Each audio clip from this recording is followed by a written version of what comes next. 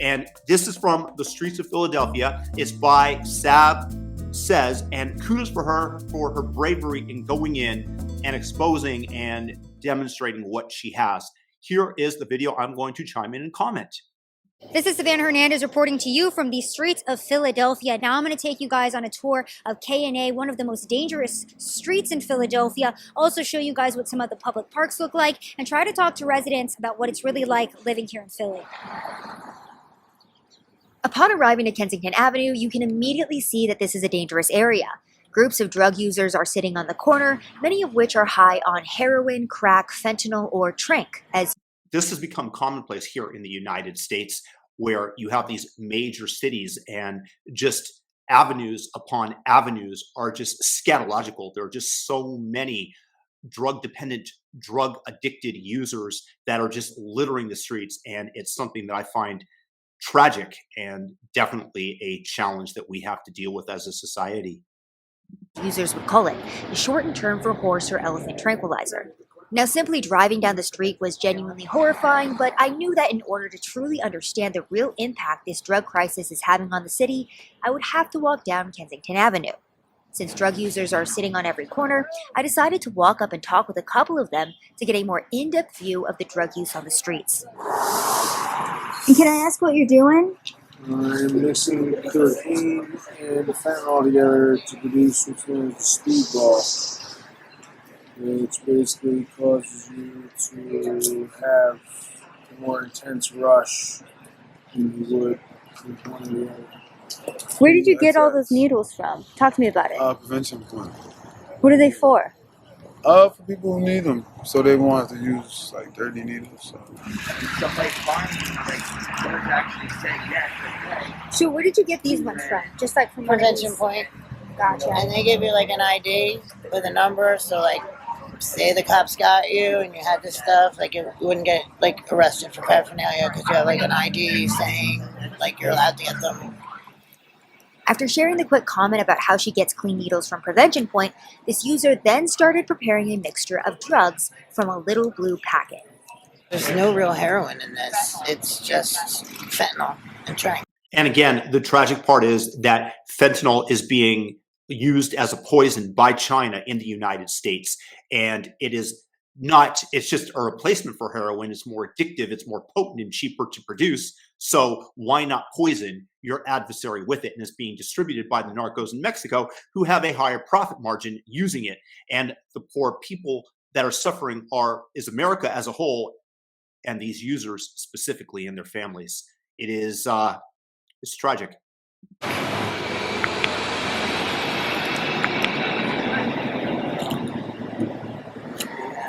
Okay, quick story for you guys as well. While I was talking to our friends over here who were mixing fentanyl and cocaine together, kind of giving us an idea of how that is done, an SUV pulled up behind me. My friend was talking to one of the users who shared, you know what those guys are doing, right? She said, no, what's going on? He shared that SUVs like that will pull up behind women and snatch them off of the street. So he shared that he thought that they were trying to snatch us up. Just trying to give you guys an idea of the environment here. You know, like I said, I've been out here for 2 years, and the drugs out here ain't drugs anymore. I mean, it's just so bad to get off of, and it's not even fentanyl. It's they put tranquilizer and everything, so. So I was actually talking to a couple people who were showing me some pretty big lesions on their skin. They said it was a result of the trank. Have you seen anything like that? Yeah, I got a little something going on, but I mean, mine aren't near as serious as what they get. And that's all it's all your skin, because it's not for human consumption, so it does something with your white blood cells, and your skin can't heal itself. It's toxic. Okay, so talk to me too about what other drugs you're seeing on the streets down here. Is this a safe area? Talk to me about what it's like to be on the street.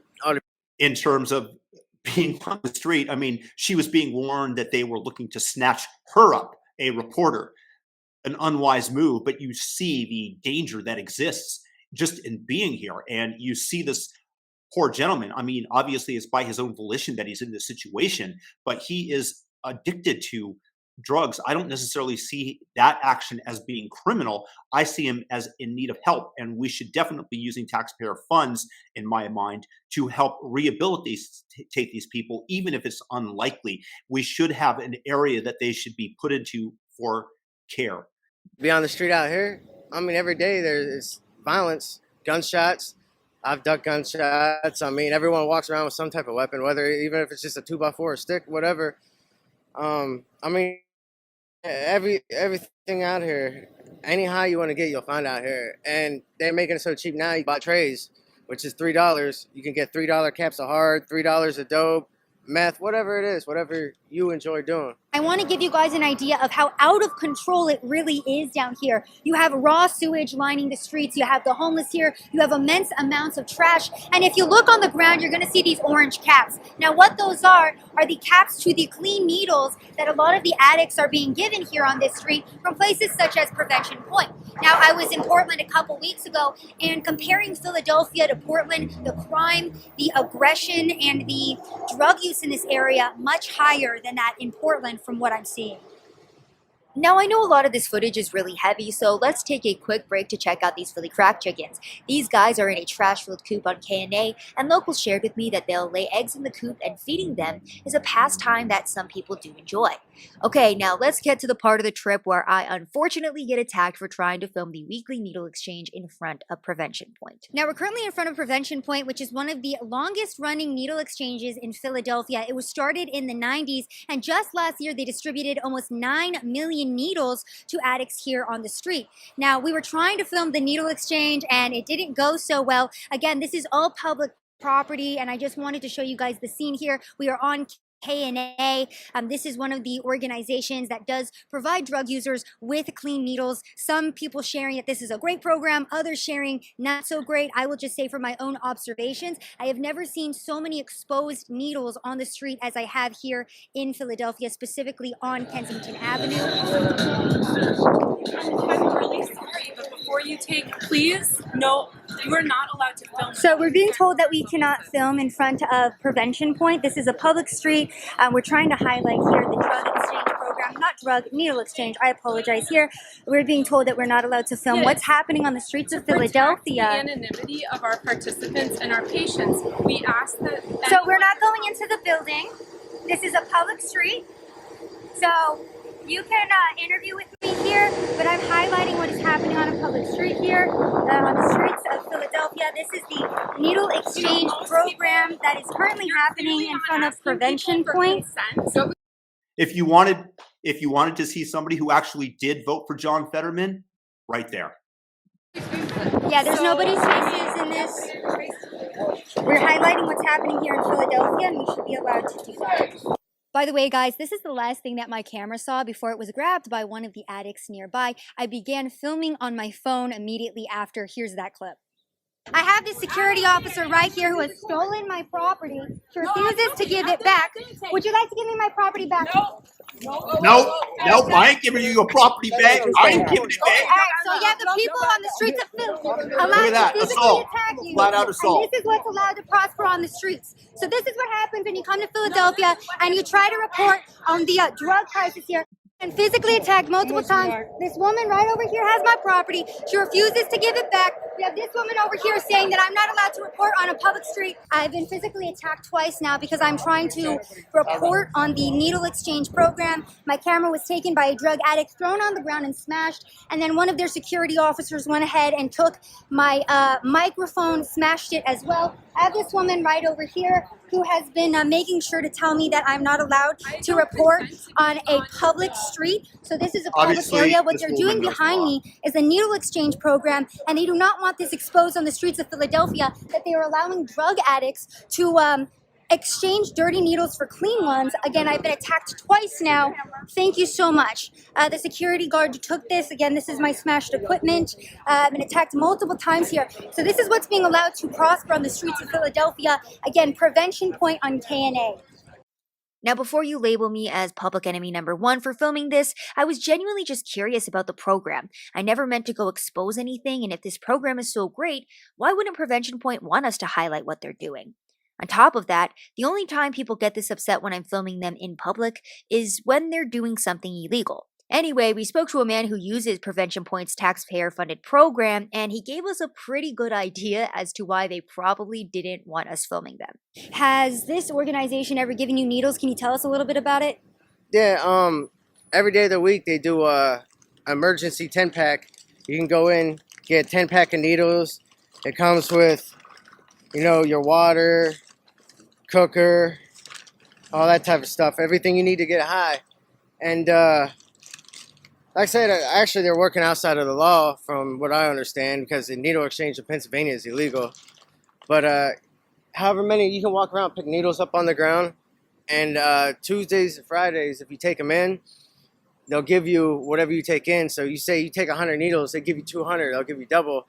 Then that's profit. Everyone's doing it because it's profit. You go out here, you sell 2 needles for $1, so that's how you get your high then. That's what I was going to ask too, because a lot of people say that the needle exchange program is good. But I was talking to someone who was saying that a lot of times people will go get the clean needles and then resell them for money to buy more drugs. Are you seeing that? Yeah, even the dealers are doing it. You can go to any block and you can buy needles. I mean, everyone's taking advantage of it because there's so many needles out here. So with this emergency pack that they just gave you, do they give one person a pack? How does that work? Yeah, every person gets 1 pack. And you can kind of just walk in there and get that? Yeah, you walk in and they just take your name, and actually you can sign up and you can, I don't got my card with me, but they give you a card, so if the police stop you, they can't even take your needles or charge you for having them. Because I guess there was a law passed here in Philadelphia that you can have clean needles on you. Oh, you have the pack yourself. How do you feel about the program? Do you feel like it's a good thing, a bad thing? Do you think it's contributing to the drug problem at all? What do you think? I mean, at a health standpoint, I think it's a good thing. But everything out here, everything everyone's doing is contributing to the problem. I mean, people are coming out here, they're feeding the homeless, or they're clothing us, they're giving us tents. They're giving you everything you need so you don't have to leave here. That's what I was going to ask too. Like, does Prevention Point help with addiction, or are they just giving you the tools to help you safely take drugs? If you want help and you seek help, they'll get you into a program. They got case management. They'll get you into housing and stuff like that. They'll get you on the methadone clinic. But from my experience, everyone I know out here, even though they're using all these resources, they're still getting high at the end of the day. They're just using it to get further ahead with housing and everything else, but they aren't stopping getting high. Dude, well, thank you so much for your time today. We really appreciate it. Is there anything else you want, people to know about KNA? Don't come here. Don't come here, especially don't get caught here at night. Yeah, it's kind of scary down here. Yeah, it's dangerous. I mean, I've had my shoes ripped off it's the kids. You gotta watch out for the kids. Honestly, 13, 14, 15, yeah, they're becoming a real problem. Listen, they ride around 14, 15 on a bike and they'll jump you, rob you, put guns in your face. I mean, it's getting out of control. So there you guys have it. I mean, it's just, wow. When you actually see it in the flesh and you see how raw it is, and you see the misery on the, just the people that, based on their decisions and getting hooked up in this and having an addictive personality, they are in this mess. And then we as a society pay. And you're never going to have a perfect society. And the question that I posed at the beginning was whether or not this would change my mind, my libertarian mindset in terms of legalizing drugs. And you can see that it is not a black and white description of the world. And it just comes down to the opportunity cost. Which one has less cost for society and greater gains, if any?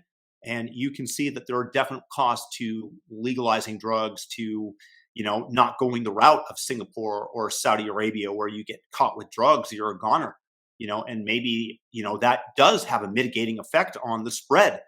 So it's just very eye-opening. I hope that you guys learned something. If you did, please leave a comment. Let me know what you guys thought of Savannah Hernandez's reporting. My thoughts on it. Leave your thoughts as to whether or not this might have changed your mind in any way, and give this video a thumbs up and subscribe if you guys are new to the channel, by all means, and have a fantastic, blessed day.